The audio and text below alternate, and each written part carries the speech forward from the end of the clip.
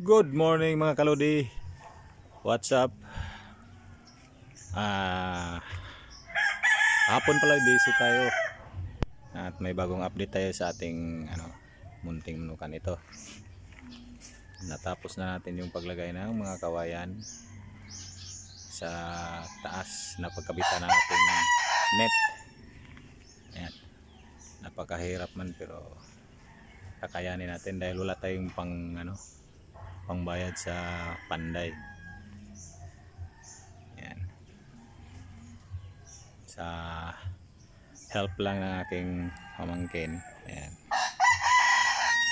Nagawa natin kasi ito ay masyadong mataas to. Hindi kaya ako lang mag-isa. Tinutulungan tayo. Buti na lang tinutulungan tayo ng ating pamangkin. Kahit walang bayad. Yan. Hanggang doon yan. Tingnan nyo naman kung gaano kataas. Sobrang yan, 10 feet. 10 feet yan. Kasi yung net natin 10 feet. Yan. Hanggang doon yan. Yan, tingnan nyo. Lagpas ng bubong yan kasi isasama natin yung bubong. Isasama natin yung bubong sa pag ng net. Yan. Para wala talagang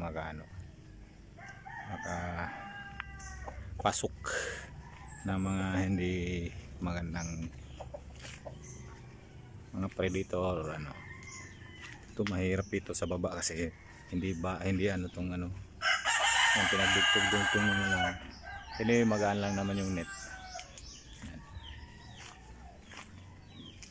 Yan.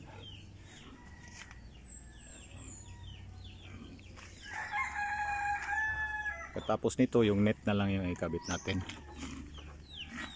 Meron na tayong net kaso mahirap putulin dahil napakataas nga 10 feet.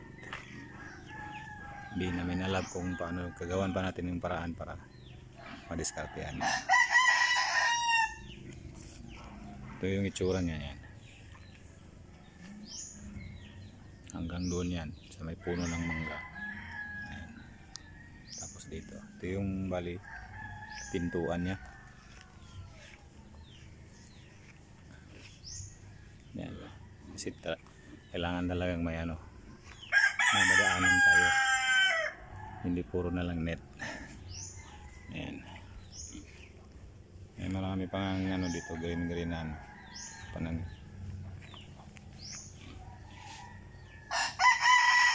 Hopefully by today malagay na namin yung net.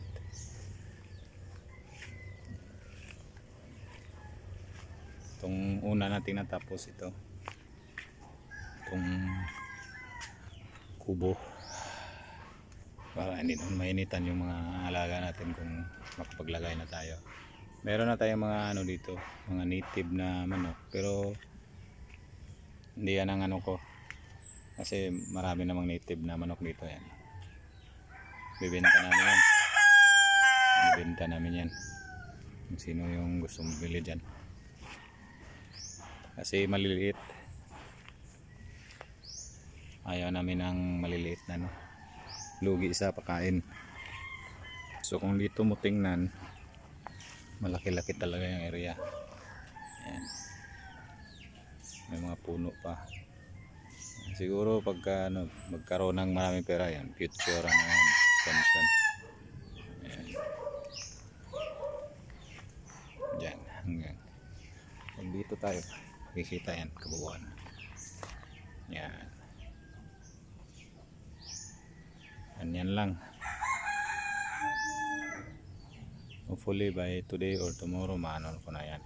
Malagay na natin yung net. Pleto na may lubid na. Yan. So for now ito lang muna siguro yung update natin kasi hindi pa na forma. So kung sino pa yung hindi nakapag-follow at nakapag-subscribe ng aking YouTube channel at follow ng aking Facebook page, paki-follow na lang at paki-share natin. Malaking tulong na yan sa amin mga content creator. So hanggang sa susunod na video naman ulit. Thanks for watching guys. Ingat lagi tayo. Bye for now.